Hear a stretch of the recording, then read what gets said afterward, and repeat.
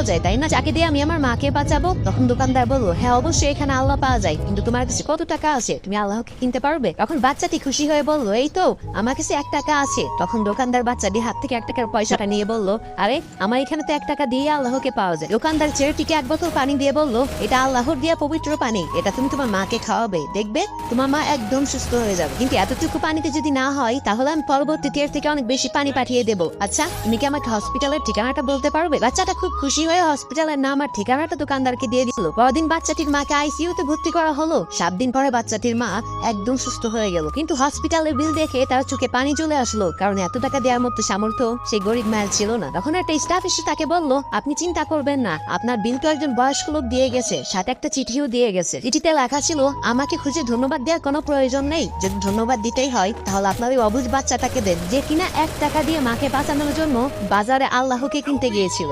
কি বলছিলাম না, চোখের পানি ধরে রাখতে পারবেন না? আজকে আমার কমেন্ট বক্সে তারা লাভ ইউ মা লিখবেন, যারা মাকে অনেক ভালোবাসেন, যদি হাতে 5 সেকেন্ড সময় থাকে, না হলে লেখার দরকার নেই।